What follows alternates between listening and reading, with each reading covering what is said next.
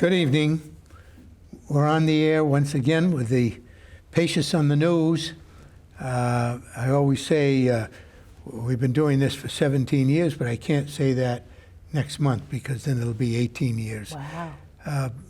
But we're delighted to have as our guest Congresswoman Chellie Pingree, who has served Maine's 1st District for a very long time, and I might say in distinguished fashion. Thank you. I always like to, I've had Chellie on here before, and I always like having a discussion with Chellie. She's a very interesting person. She is an interested person in that she's interested in many, many different things, and I think that's what makes her a very effective Congresswoman and very effective in connecting with people in her home district. I've known her a long time, and as you can tell, I'm a fan of hers. Chellie, you're now entering, I think, your 9th term in Congress, and that puts you in a position of some seniority in our Congress. Would you say, in the old days, when we had all these Southern Democrats, they would stay for decades, you might not have been in the top half, but you must be really in the top half now in terms of seniority. Oh yeah, I must be in the top, under 100. We don't get the new number until next year, but I should know soon. So yeah, I must be pretty far up there. Does that get you a better seat? Or what is it? Well, there's no assigned seating in the House. Yeah. Your offices are actually done by lottery that are bipartisan, but it's your committee assignments where it matters. I think I'm probably about the 6th or 7th from the top in the Appropriations Committee, and I'm a ranking member on one of the subcommittees. So that's what you look for, is the ability to command a subcommittee, to be in a position of power on a committee, and hopefully have the experience and knowledge and relationships across the aisle and within your own colleagues to get a few things done. So what, you're the ranking Democrat on what subcommittee? It's called the Interior and Environment Subcommittee. So that's the subcommittee of appropriations. So that's where we fund everything from the Department of Interior, which is all of our public lands, all of our relationships with Indian tribes, all of our national parks. It's also the Environmental Protection Agency, so the EPA is funded through there. And then a whole variety of other agencies, all of the arts agencies, the Smithsonian, the National Endowment for the Arts, the National Endowment for the Humanities, and then a lot of other small agencies that get included in there. So particularly important now where we're discussing climate change. Almost all of our climate change packages go through there, and a lot of our funding for things that directly impact Maine come through our committee. So it's a very interesting committee, a lot of science, and a little bit of the arts. In a few minutes, we're going to talk a little bit about climate change, but I have one preliminary question, and then I'm going to get back to some other things I usually begin the program with. But you travel all over your district constantly, and is climate change on people's minds? Well, you know, it kind of comes up here and there. I would say, you know, number one in people's minds is, you know, making ends meet, your jobs, your kids, you know, the things that impact your daily life. But if you're a fisherman right now, you're worried about the migration of the lobsters going north, you're worried about new species moving in, you're worried about the warming of the ocean. If you're a farmer, you're worried about the adverse weather or the drought or the extreme freeze that we had maybe too late in May last year. If you're in the forestry industry, you're worried about invasive species or drought impacting our trees or a variety of other things. So especially our natural resource-based industries. And I think everybody worries about climate change after we've had some extreme weather. A storm you didn't predict, you know, hot temperatures in the summer, or if you watch the news and see that the polar ice cap is melting, then you're worried about it too. So I wouldn't say it's the first thing people bring up with me. For many people it is, but for those people who are thinking ahead and saying, you know, what's going to impact my children and my grandchildren, and what are we doing about it, they're very worried. And as you know, farmers are very conscious of it and Absolutely. the changes. Absolutely. Yeah. They're impacted by it. Before we get into the real discussion here, you know something about farmers because you're the grandchild of farmers, aren't you? That's true. My grandfather was a Norwegian immigrant, so he came to the United States when he was 18, like a lot of Norwegians right around the 1900s.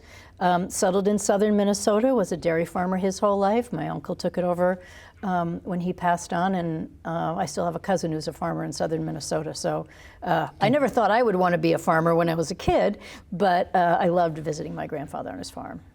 And you're still a bit of a farmer, aren't you? Yeah, I've been. I've had the opportunity to be a farmer since I was young. Since I first picked up a copy of Helen and Scott Nearing's book, Living the Good Life. So I was first interested in sort of sustainable farming, small farming, and then I've had commercial farms over the years, and always found it, interesting and a valuable way to make a living. So would you spend school vacations? Would you spend time on the farm with your grandparents? Well, my grandfather died when I was pretty young, but my grandmother was still there, so yes. Spent time with my grandmother, then stayed with my uncle. I had two cousins about the same age, so we would go down and visit. And Well, it was feed the Minnesota. cows. Was it dairy farm? Absolutely, dairy farm. That's yeah. what they do in Minnesota. That's what they did, yeah. And in those days, you could have a pretty small dairy farm. So, they had a small barn and, beautiful cropland. We would all envy the soil that they have in Minnesota, deep black soil. But, it was a great experience growing up. So you then ended up in Maine, and you've been, I think, from the time you got here, very involved, either officially or unofficially, in public policy and issues. You were in the legislature for quite a while. Were you in the Maine House and Senate, or just Senate? I went directly to the House from Knox. Oh, no, I'm sorry, directly to the Senate from Knox County. I first got elected in the 90s, and in those days, that Knox County district was 40% Republican, 40% Independent, and only 20% Democrat. So you had to reassure people that you were common sense. I was a small business owner at the time, and frankly, I knocked on 5,000 doors, so I got to know a lot of people along the way. You think common sense is something that many voters are focused on, just common sense? They're not ideological? I think in Maine, we're fortunate to still have a fair amount of people who, vote based on the person, not just party line, who, they care about common sense thing. We're practical people. Maine is a very thrifty state. A lot of people still have a garden in their backyard, or they burn wood in their wood stove. They drive a beat-up old car. They're not necessarily looking for the newest model of everything, and they don't go shopping every single day. So I think there's a lot of practicality, and people want that to come across. They want to know you're paying attention to those kinds of things. And how do you keep in touch with people? I mean, how do you know what people are thinking? What are the ways in which you listen, you hear things back from I think you've got to try to take every opportunity that you get. I would say we get at least 1,000 pieces of communication to our office every single week. So people call us, send us emails, send us letters, and we collate them, go through all of them. We send back responses to everybody, but we pay close attention to what people are contacting us about. We have meetings in our office with people. We go to a lot of meetings. We have a lot of people visit us in Washington. And you'd be amazed how much I learned just going to the grocery store or picking up coffee, the number of people who will talk to you or give you a sense of the concerns that they have about a whole variety of issues. So there's no end of opinions out there if you're open to them and you're willing to listen. And I suppose there's certain commonality to all of this. There's certain things that you hear repeatedly. You do, but every news cycle, every day we get different kinds of calls to our office. People will call us about something they heard on the news that morning or something that's bothering them right now. Or people often call us about concerns that are going on directly with them around healthcare or their benefits or their social security system or a whole variety of other things. We keep in touch with all those. We work on constituent issues. And sometimes we learn something that we say, oh, wow, we should turn this into a bill. We should do something with this. Your district, like many districts, has a geographical division. It seems to me, I just look at these blue and red maps, that the blue is from the coast 5 miles inland, or 6 miles, or 7 miles, and then the red takes over. Do you think, is there any explanation that you have for why we have this dividing line between blue and red that's geographical? Does it have to do with socioeconomic aspects of life? Some of it is. I would say that Maine it mixes it up a little bit more than some of your, other states where it's a real delineation between the coast. I mean, I represent Waterville, which is far inland and very likely will vote Democratic. I don't know if it's because of the size of the city or, who lives there, what the history is of working there, people who used to work in the mill or be in a labor union. And you can look at the map after election and say, oh, well, this town voted Republican for president, this town right next to it voted Democratic for president. So we actually mix it up a little bit more in Maine than you'd think, but certainly our larger cities, Portland tends to be a very Democratic town, and our smaller towns are often slightly more Republican. I feel like it's my job to make sure I'm speaking to everybody about the concerns that they have, and while there may be some things where we have an ideological divide, I find that very often we can all agree on how we treat our veterans or the importance of public education or sometimes it's things like weather and climate change. There's a lot that we all agree on. Everybody wants the roads repaired. Everybody wants the bridges working well. So you kind of have to figure out what are the things that we all agree on. Sometimes people will say we have more that we agree on than we disagree on. In this particular climate, too much of the focus tends to be on our disagreements. But in a state like Maine, we still have a lot that we agree on. I can remember the days when I was the Democratic state chairman where the suburbs of Greater Portland, for instance, Cape Elizabeth, where I've lived for a long time, Falmouth, Yarmouth, Cumberland, would be 80% Republican, automatic. Yeah. And now it's in reverse. Some of it does have to do with who's moved to our state, who's settled in places. If you look at some of the analysis of the most recent election, people will say sometimes it depends on where you get your sources of information. Do you get it in the New York Times or do you see it in Fox News? And does that color a little bit of who you think you should vote for or how you think the country is doing? You must have done pretty well in Cape Elizabeth. I think I did okay. Yeah.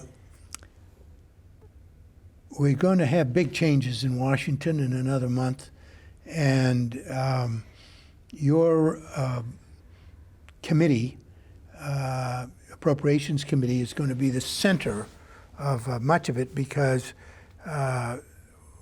we've been told that Elon Musk has promised the president he's going to cut $2 trillion from the federal budget. A lot of this action is going to occur in your committee. What do you think of Musk's promise? $2 trillion. Where do you get $2 trillion in the federal budget? Well, look, I think it would be irresponsible to not have an open mind when it comes to where can we cut in government, how can we have more efficiencies. It's always important to look for those places where we might be spending too much or whether it's redundant or unnecessary. The challenge will be how we make cuts to government without cutting vital programs and services that people have come to depend on. Now, Elon Musk says he's going to find $2 trillion in savings. And just to give you a little bit of a sense, our annual budget of what we approve in appropriations every year is $1.7 trillion. So everything that we spend, and this is including everything from interest on the debt to how we support our veterans, to education, transportation, all of the things that we think of as government, including defense. So all of that is within the 1.7 trillion. To get beyond that, where we spend about 6.7 trillion total, then you're getting into Social Security, Medicare, and a variety of other things. That's hard to go into. I don't think anybody, even the Republicans, will want to see us cutting Social Security, although they have said they might raise the age, which wouldn't be good for Maine. So I think there's going to be some real problems trying to find where those savings are. People will often say, well, we're going to cut, foreign aid to certain countries, and then find out it's like 0.1% of the total. Or the Trump administration attempted to cut the National Endowment for the Arts. That sounds frivolous. Who needs government spending on the arts? But the total we spend on that is $207 million per year. Now, you can cut all that out, but that's $10 million that comes to Maine that funds a lot of little tiny schools that wouldn't have an artist otherwise, or no kind of arts program, or community theater, or the National Endowment for the Humanities. It goes to your historical society. So you're going to start to find some opposition to those things, and you're going to realize cutting $207 million doesn't get you to $2 trillion. So I'm all in favor of listening and hearing what they have to say, but I think it's going to be a little bit challenging. That will land on our committee, and it will be a tough row to hoe. So what do you think we can expect will happen? And the president, the new president, will send a budget to Congress, a proposed budget to Congress. Right. And then there'll be reactions, public reactions. People will go on TV. He wants to cut this or he wants to do that. But you're familiar with the workings of the House of Representatives, and they're the people that start the money bills. They're the people that control, in the beginning, the money process. Is this something where the Republicans in Congress will say, this is Trump's budget, we're for it, and that's it? Well, it'll be interesting to see. I mean, as you know, the Republicans have controlled the House of Representatives for the past 2 years and had a very difficult time moving forward legislation within themselves. So not Democratic opposition, but the Republicans have, a very staunch, what they call the Freedom Caucus, who oppose most budget spending and don't like government in general. So they have to fight within themselves to figure out how to go about doing some of these things. And each one of these funding areas will have a lot of Republicans who see it's vital to their district, or have a defense industry that they want to stay funded, or have some form of whatever it is within the budget that they want to keep funded. And some of their war will be within themselves. The Republicans traditionally have had to get well, I shouldn't say had to get, have sought Democratic votes to pass the budget, to pass the debt ceiling. Honestly, that's how I think Congress should work. I think it should require some Democrats and some Republicans. Not everybody agrees, and that's how we move forward. But they have rules within their caucus that they believe things should only be passed by Republicans, and they will try very hard to do it that way this year. They're only going to have a 2-vote margin. So 2 people out sick, or 2 people, not there that day, it doesn't work. Who ever heard of a legislature that didn't believe in compromise? Legislation is impossible without compromise, isn't it? It's amazing. It's one of the little understood things about why Republicans have such a hard time governing the House is they have this rule that goes all the way back to when Denny Hastert was the Speaker. It's called the Hastert Rule, and it says you have to pass a bill by the majority of the majority. So they believe you should only have Republicans passing the bills that are proposed on the floor. And they've used that, when a Speaker opposes that, they've used that as an excuse to recall the Speaker. That's why we've been through so many Speakers with the Republicans, because every time someone goes outside of the Republican Party. Now again, you tell this to your average citizen and they think, well, I thought it was all about compromise. I thought that's how you did these things. But that goes against their rules. What they'll do in this particular climate, they'll have Donald Trump in the White House, they'll have control of the Senate, except for the filibuster. And they have a very ambitious agenda. They have a lot of things that they want to pass, or budget cuts that they want to go through. I'm not sure how they'll go about doing all of it. It's going to be a mystery until it appears. But, we're going to be prepared for the things that we don't believe should be cut. And we will try to go along with those things that we think, well, that's a legitimate idea. Let's cut it. So the Speaker, Mr. Johnson, is he? Who really controls what he does, other than himself? But Trump obviously is going to have a lot of influence on the Speaker of the House. Well, the Speaker has been very closely aligned with Donald Trump, so I'm assuming that he will see his role as moving through the president's agenda, and I'm sure the president himself will be very directly involved. It's the president is not. Our future president, Donald Trump, hasn't thought twice about, calling members of the House and trying to lobby them. It will be an interesting time.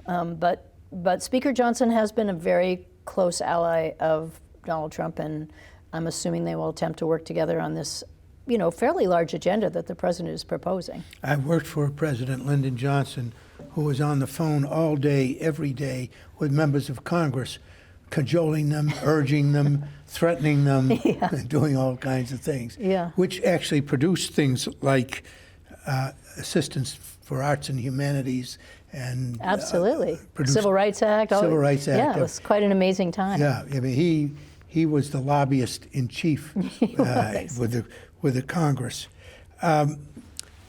Look, you've been in Congress a long time. You have friends who are Republican members of Congress, people that you talk to, you're friendly with. Do you think that there's a possibility that all these Republicans in the Congress will be lockstep with Donald Trump? Whatever he wants, they will want? You know, I don't have a crystal ball. I don't know how to predict what will happen.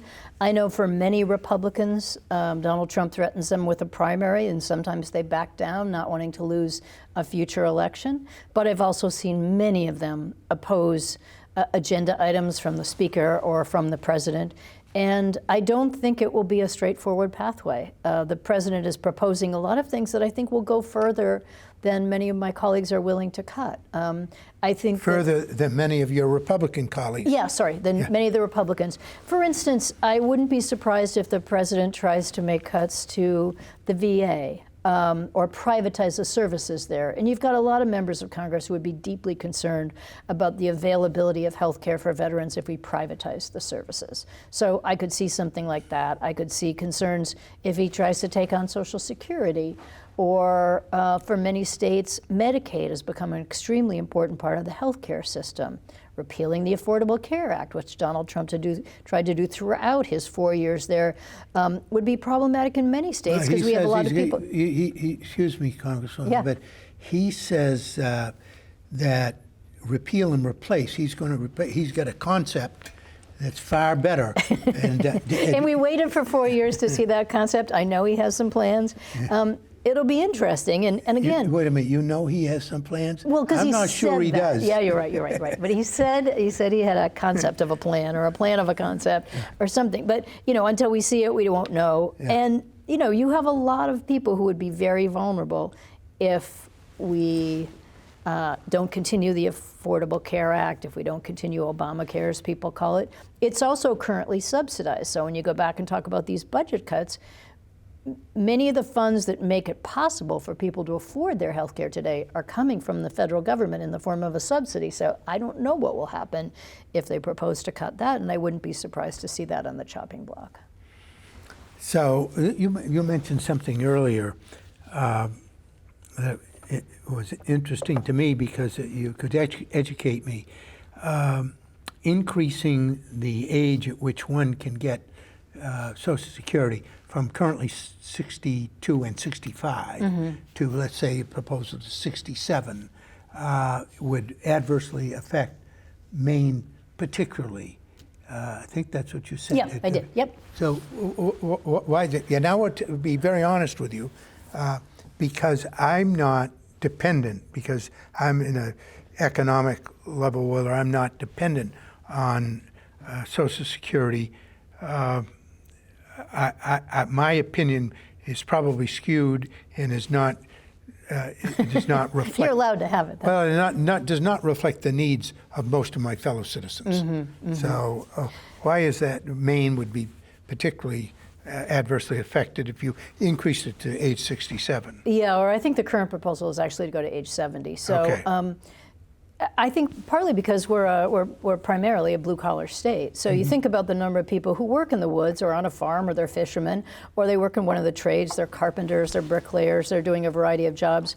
Those things are very hard on your body, and not everybody can make it to 70 in that kind of a trade. And I've heard many people talk about, retiring, not having enough on Social Security and having to go back to work in some kind of service level job. They're begging groceries at the store, or they're working in a local restaurant in a light duty job. So if you took away the ability to retire and not have to go to a hard job every day at 62 or 65, but pushed it back to 70, it's one way to make the fund more solvent, and that's one of the things the Republicans are going to do. If they choose to cut some of the funding available, these cuts, this will have to be even deeper. So I just don't think in a state like ours where you have a lot of blue-collar workers or people working in the trades, it's as practical to say, well, wait till you're 70.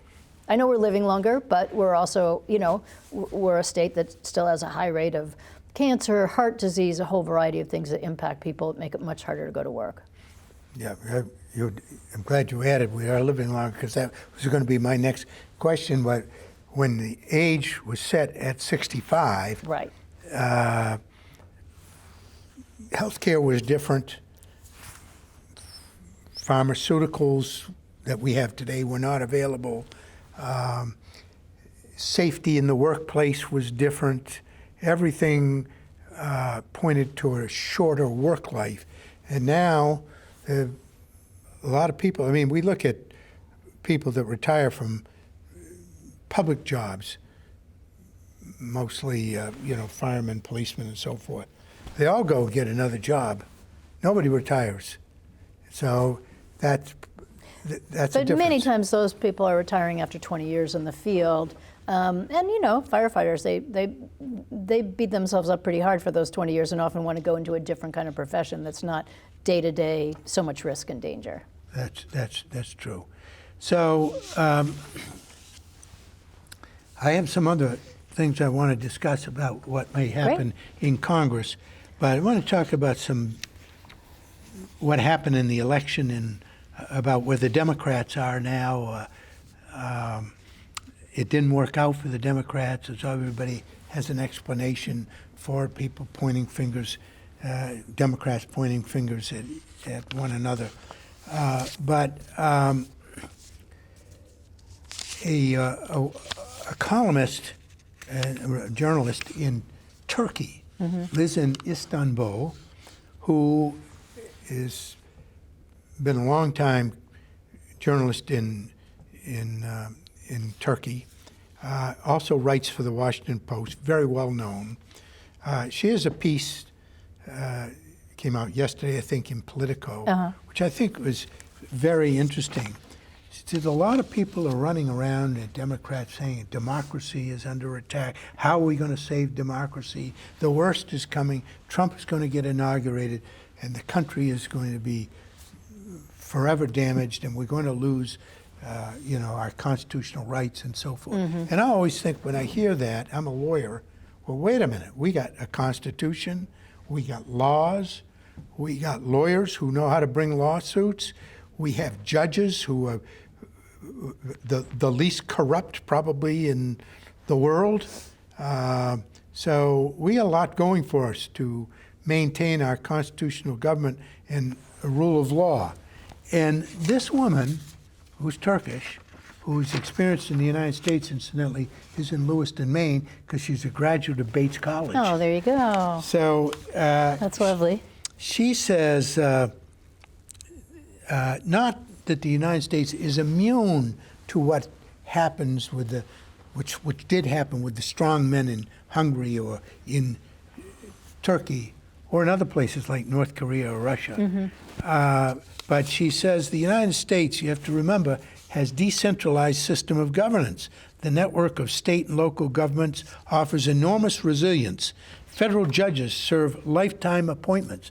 Very hard to corrupt them because of that. The media has the First Amendment, which has been reinforced by 100 years of court cases defending the First Amendment. So there's a lot in this decentralized government that makes it very difficult for Trump or anyone else to come in and destroy the system that we're used to.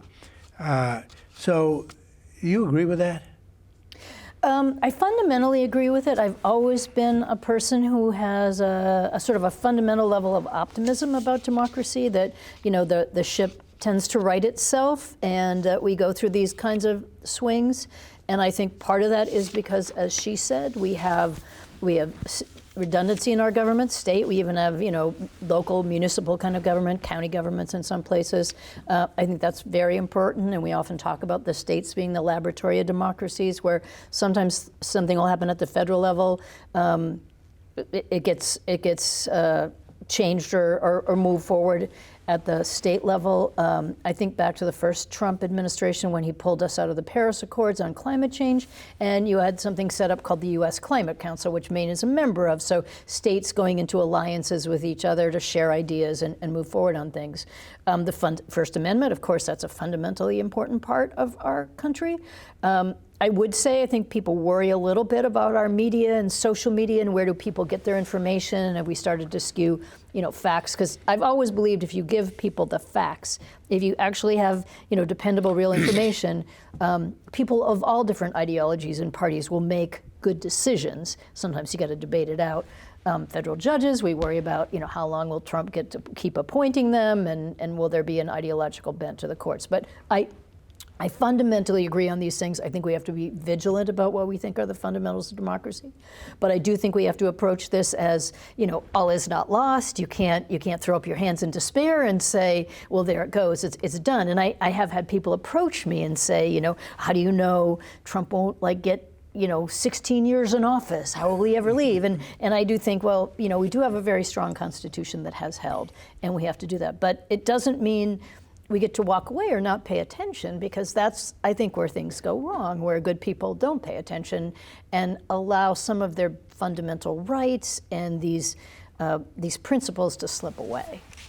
You're right about paying attention, and actually this Turkish journalist says the same thing. Don't check out. She says it's a natural impulse to shut off the news, log off social media, and withdraw from public life. And that's a mistake, she says, and she points out that in Turkey, her own country, where the politics have been dominated by a strongman, Erdogan,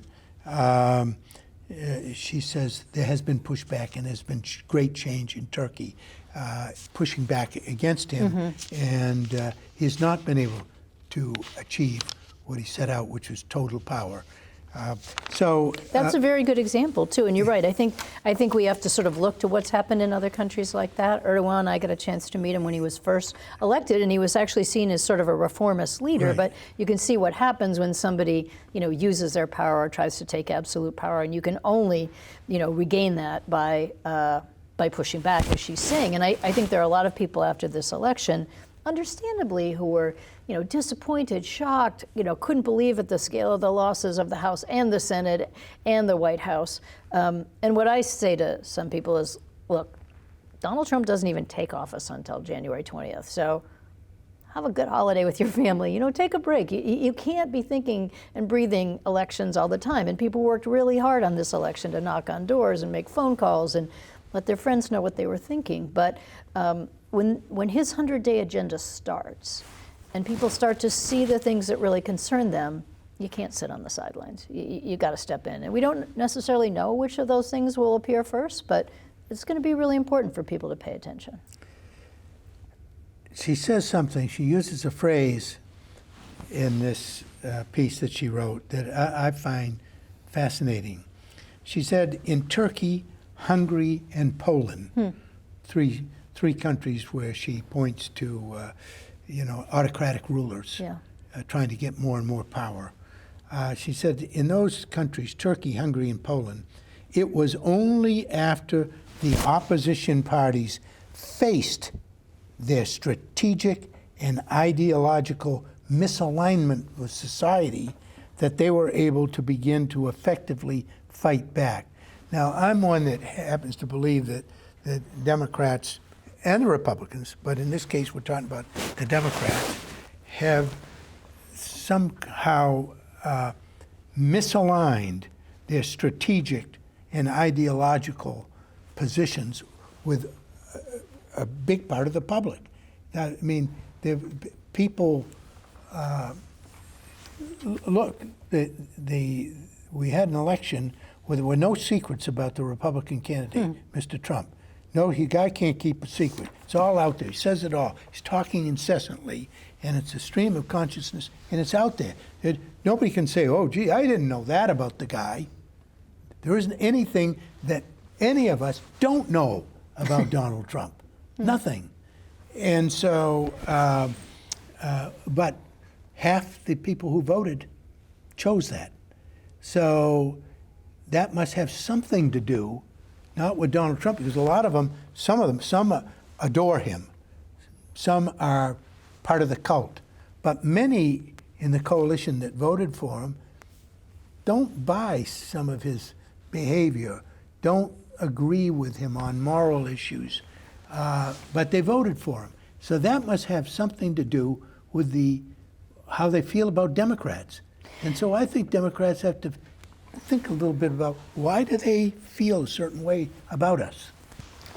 It would be a huge mistake to have an election and not examine every possible piece of it, everything that could have been done differently, what went wrong, why did people make the decisions that they did, and why did they choose the other candidate. So I totally agree, and I think Democrats should take the time. I think there's a little bit of a push to sort of be like, well, pull in the ranks, unify your message and your purpose, and everybody move forward in lockstep. And no, you got to take a little bit of time and sort of step back, and we have to have sort of a healthy debate within those people who are Democrats or who support the party or who donate to the party or who voted for the party. I think all those things have to be, very openly discussed.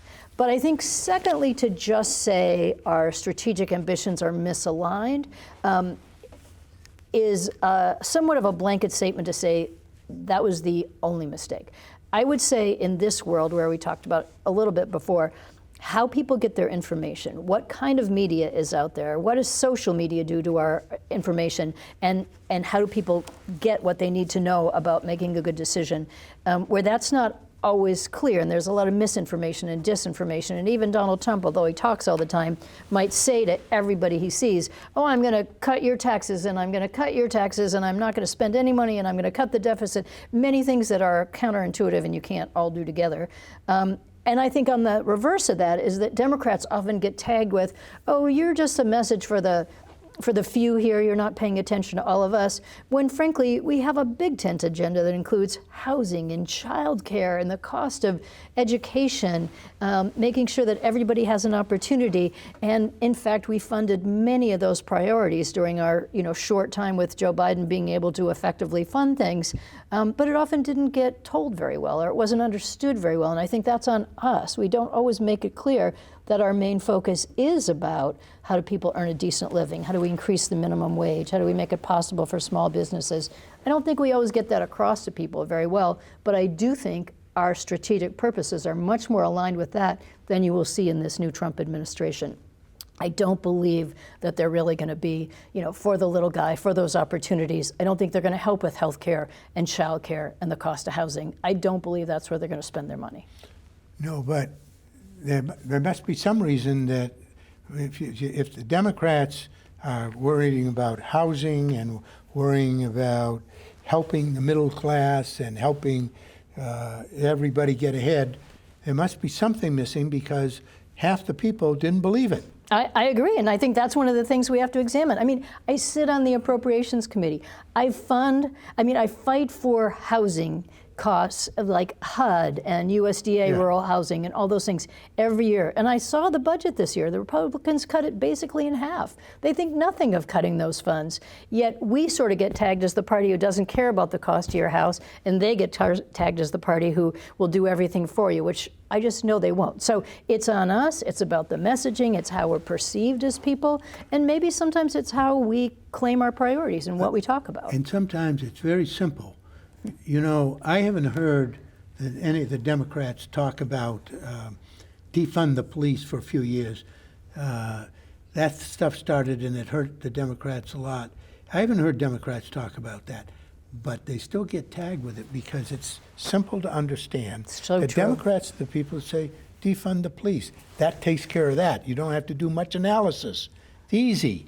And I think that that's the trap that Democrats fall into. They get tagged with these descriptions and characterized as, just believing certain simple things. And I think they do it to themselves too. They talk a lot, the Democrats do, not you, but other Democrats talk a lot about who's oppressed, who we might offend. And I don't have a problem with that personally. It doesn't bother me if you want to worry about not offending somebody. That's nice, but I don't think it's a good flag to fly politically that that's what you're interested in. And I think that's where the Democrats are. People attack them for political correctness. Nothing wrong with being correct. Nothing wrong with being, on the right side of things. But there is something wrong with presenting the party or having the image of that's what you're worried about, correctness. That's what you're worried about. Who's oppressed and who isn't. And there are people on earth that worry about those things, and that's fine with me. There are also a lot of people on earth who don't give a damn about other human beings. And well, I think it's fair to say that the Democrats will always have a certain amount of concern for vulnerable people, and I think many Republicans do as well. I don't think it's fair to say that that's an ideological divide, but I will say we get mischaracterized sometimes. We don't spend a lot of time in our days in Congress just talking about, who's most disadvantaged here and what do we do to support that population. We spend most of our time talking about how do we balance this budget and how do we get funding to the things that we want and how do we make sure that education is good for everybody. I think often what happens, particularly in this news environment where a lot of people get their information from cable news or the most extreme. If you watch cable news today, you won't see the majority of my 435 colleagues on there because frankly, most of them are just trying to do their job every day and working on the issues that we care about or helping our constituents. What you'll see is, Marjorie Taylor Greene or Lauren Boebert, or maybe on our side, you'll see Rashida Tlaib or AOC, all very smart people on our side, of course, but maybe expressing a more, a narrower definitive view. Yeah, but you don't see the majority of us most of the time, and so I think we get a very skewed opinion. I mean, let's face it, I don't want to blame everything on the media, but it's not Walter Cronkite anymore. There's no longer a fairness doctrine that applies to cable news. It only applied to broadcast news. And so you can watch the most extreme opinions and the most extreme characterizations of an opinion. I mean, in the old days before Nancy Pelosi stepped down as Speaker, every campaign you'd run would be, Pelosi's posse or Pelosi's this. That's what they did the whole time we ran, was trying to make her be some kind of extreme person when she was a, incredibly well-versed, very balanced leader who tried to get a lot of big piece of legislation through, but we never saw her as that. We always saw her as this extreme woman, and I think we do a little bit of that. We do the same with the issues. I accept what you just said, but the problem is you get a lot of voters who buy it. I hear you. And so it's a simple, angry message often. Yeah, but so I think, apparently they think that Trump was a change agent.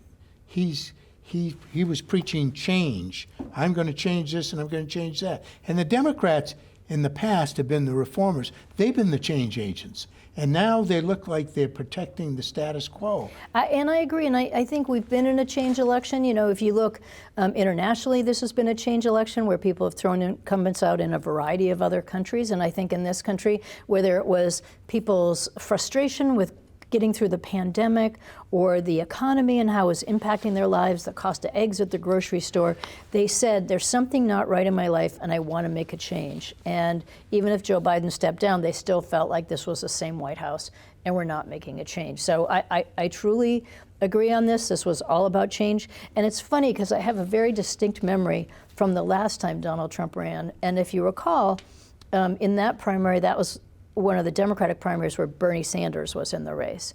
And I went to so many, little farmers markets or places where I was talking to people during that campaign. And I was impressed with how many people in Maine said to me, if Bernie Sanders wins the primary, I'm going with him. If not, I'm going with Trump. And it was this notion of whether it's the Democratic Party or the Republican Party, I want somebody who's not the status quo. I mean, Trump won against other adversaries because they see him as a change. And I do think, it's hard for the party in power to position itself as a change agent. And I think when you had Joe Biden in there and people saw him as a, older man, maybe too old to be the president, people just stopped seeing that as oh, this White House has gotten a lot of things done. Joe Biden has passed a bill on infrastructure, fixing the roads and bridges and our ports. This is, Joe Biden who's investing in all kinds of things, or lowering the cost of prescription drugs because we're finally negotiating with the drug companies. This is somebody who's investing in manufacturing. None of that really came through in that way to people as much as, oh, I'm just going to throw the bums out and start over again. If people And that's how Americans are, in a way. We're a little bit like that. If people aren't doing as well as they would like to do in life, they want change. And whether it's the change in government or change in their lives, whatever, they want change. But it's, the message, I think, is where the Democrats suffer a little. And that takes me to Seth Moulton. Oh, yeah. So Seth Moulton said, he said, speaking as a dad, I said I didn't like the idea of my two girls one day competing against biological boys on a playing field. Now, you can agree or disagree with that. He's entitled to his opinion, and others who don't agree with him are entitled to their opinion. But the chair of a local Democratic committee in Massachusetts called him, for that, a Nazi cooperator. Now, this is where the trouble starts. He says, I should be afraid of saying things like I just said. Nobody should be afraid of saying something like that. It's just, you can disagree with it, but to attack him because that's what he says his view is as a father.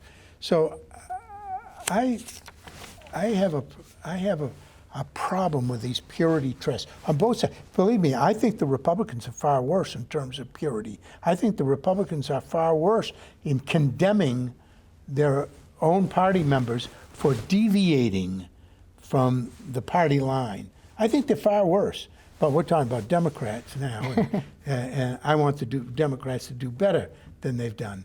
So I just think the discussion has to be shifted some. And one of the obvious things to me, I'm a great defender of immigration as the son of an immigrant from a poor country. It was obvious that people were disturbed of what was happening on the border, the chaos on the border. And didn't hear Democrats ever talking about, let's bring order to the border, let's do what's necessary to shut down the chaos and start the effort to rebuild the system. I heard Democrats want a bill to restructure the system to make it right, and I know Republicans don't, or at least some don't. Some did, but President Trump didn't. I understand that argument, but why didn't the Democrats say, yeah, you're right, this is out of control on the border, we got to do something? Just say those words, even if they didn't mean it. So I think both of these are cases where the Republicans have used vulnerable populations to try to demonize people and use it for their political gain. What you're talking about in the Seth Moulton case, they put $75 billion behind that ad, ran all over the country, and it ended by saying, Donald Trump is for you.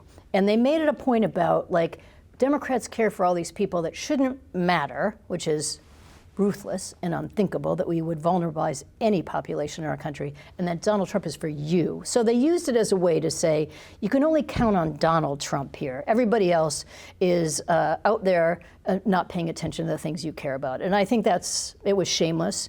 It's shameless to vulnerabilize a certain population.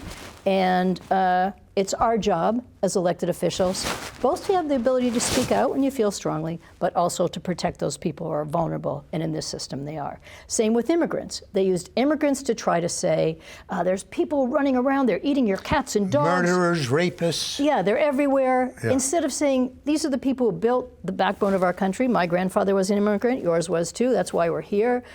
We wouldn't have these opportunities if we weren't allowed to come into this country. And second, these are the people who do so many of the jobs jobs that nobody else is available to do. We have 2 jobs available for every 1 person in Maine right now. And I think it's wrong to say that the Democrats never brought this up. You know, we negotiated a spectacular plan in the Senate that everybody didn't agree with. Not everybody, particularly those that were really concerned about protecting vulnerable immigrants, didn't necessarily like that plan in the Senate. But it was Donald Trump who called up and said, I want chaos at the border. So the disingenuousness of that man to say, oh, you're in a vulnerable position, when he, in a sense, caused much of it, didn't do much better on immigration when he was there. Yes, there were problems, but the Democrats faced that, and they put together a commission. Chuck Schumer was going to run that bill through the Senate, and it would have passed the Senate and the House. We wouldn't even be talking about this, but they knew what a valuable issue that was in an election campaign, and it's all about targeting some of our most vulnerable people. You know, here in Maine, we have asylum seekers. We don't know who will be rounded up and picked up in Donald Trump's January 20th plan, but these are people who are legally in this country. More than anything else, they just want to go to work. In Donald Trump's last White House, they had to wait 1 year after they applied for asylum to get that work permit, just to go to work at any job in our state. How long do you have to wait now? 6 months, and I'm trying to get it down to 30 days. But Joe Biden brought it back down to 6 months and has allowed for automatic renewals when people are here. In the backed up court systems of today, and in this immigration system that Donald Trump wouldn't allow us to reform, it can take 5 years to get your asylum application approved. That's international law. You are legally here in this country.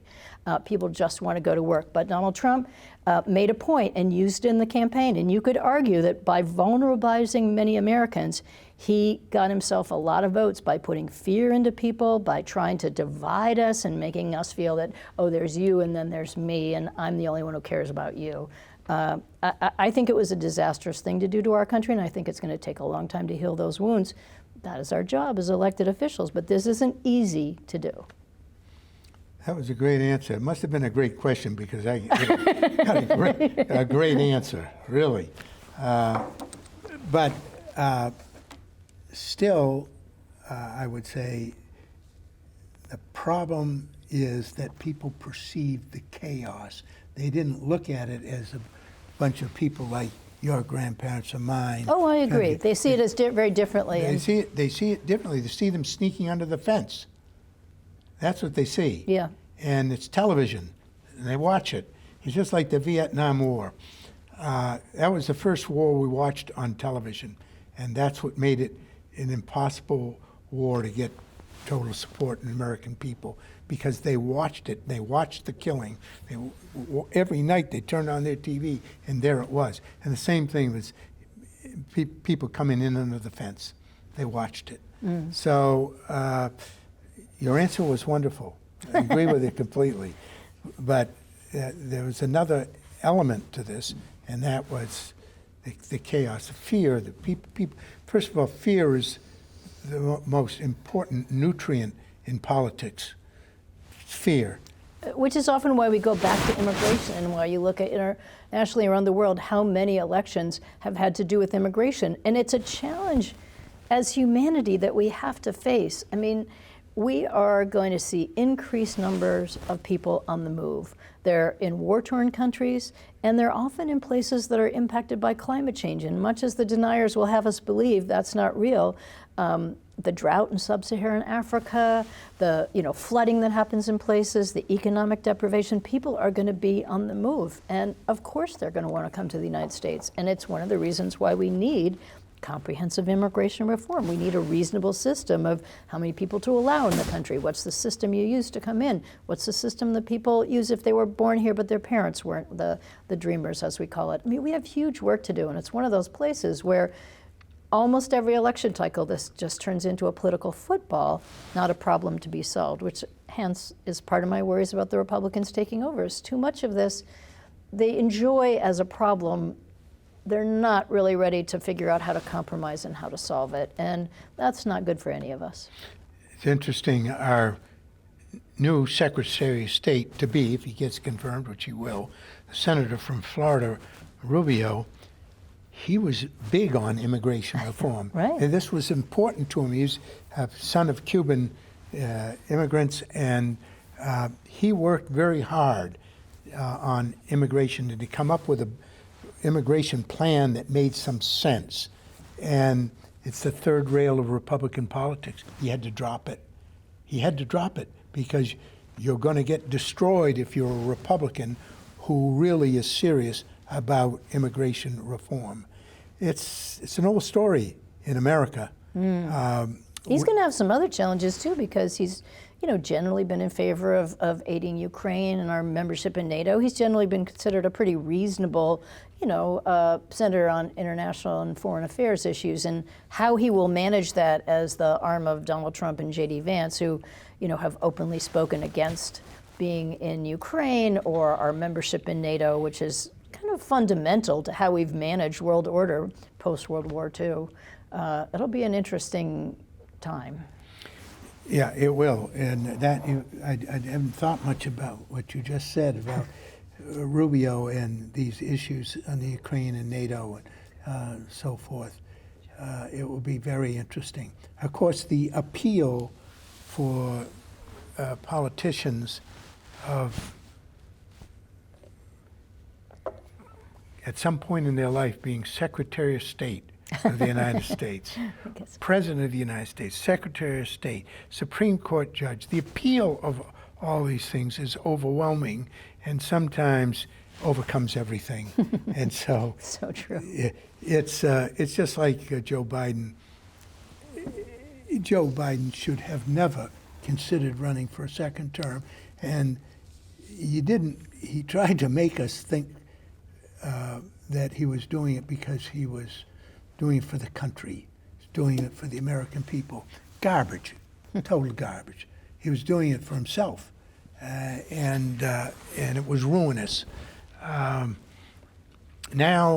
and I'm not asking you to comment on this, because you keep this to yourself, but I want to say, and now yesterday he pardoned his son, who I feel badly for the son.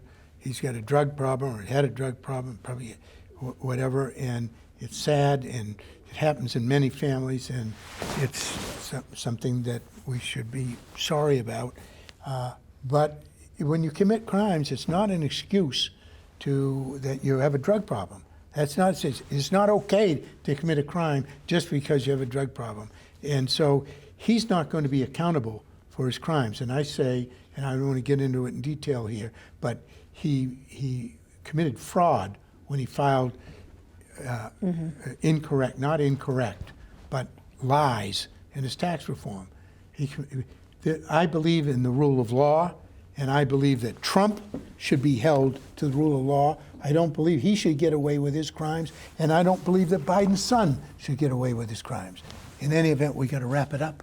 Well, I'm just going to say I don't disagree with you, and I think right now is the most important time we've ever had, maybe in our lifetime. And Joe Biden should adhere to that just as well as Donald Trump. Thank you. I think we've run out of time, Congresswoman. I really enjoyed this conversation. Thank you so much.